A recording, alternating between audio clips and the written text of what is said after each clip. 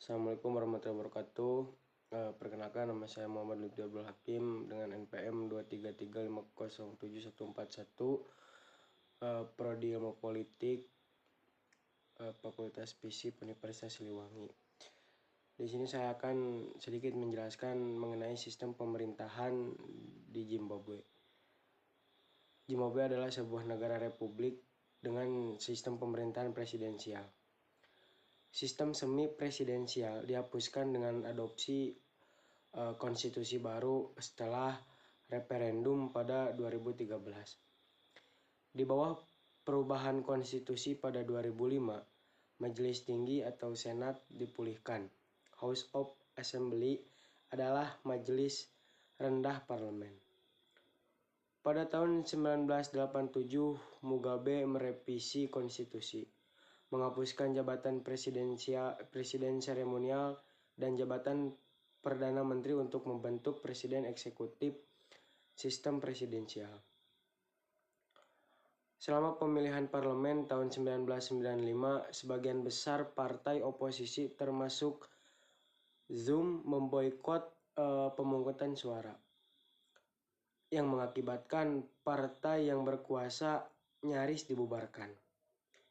Ketika oposisi kembali ke tempat pemungutan suara pada tahun 2000, mereka memenangkan 57 kursi, hanya 5 kursi lebih sedikit dari ZANU-PF. Pemilihan presiden kembali diadakan pada tahun 2002. Di tengah tuduhan kecurangan suara, intimidasi, dan penipuan, pemilihan parlemen Zimbabwe 2005 untuk perubahan demokratis dan Jonathan Moyo menyerukan penyelidikan dari ke-32 dari 120 daerah pemilihan. Pada 2005, MDC terpisah menjadi dua faksi. Gerakan untuk Perubahan Demokratis Mutambara MDCM yang dipimpin oleh Arthur Mutambara yang memperebutkan pemilihan Senat. Gerakan untuk Perubahan Demokratis Tsvangirai MDCT yang dipimpin oleh Morgan Tsvangirai yang menentang kontestasi pemilu, menyatakan bahwa partisipasi dalam pemilu curang sama saja dengan mendukung klaim Mugabe bahwa pemilu sebelumnya bebas, adil. Dalam pemilihan umum 2008, hasil resmi masyarakat putaran kedua adalah Mugabe dan Tsvangirai. Dengan alasan berlanjutnya ketidakadilan, proses dan menolak untuk berpartisipasi dalam kekerasan proses pemilu palsu yang tidak sah, Tsvangirai mengundurkan diri dari pemilihan presiden, sehingga Presiden Mugabe menerima suara mayoritas mutlak. Pada pertengahan September 2008, setelah negosiasi berlarut-larut yang diawasi oleh para pemimpin Afrika Selatan dan Mozambik, Mugabe dan Tsvangirai mendatangani kesepakatan pembagian kekuasaan di mana Mugabe mempertahankan kendali atas tentara.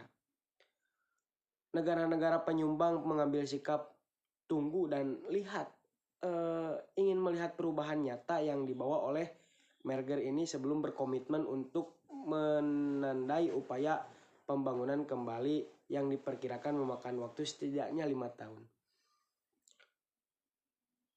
Status politik Zimbabwe telah dipertanyakan oleh kudeta yang terjadi pada November 2017, mengakhiri 30 tahun masa jabatan Presiden Mugabe.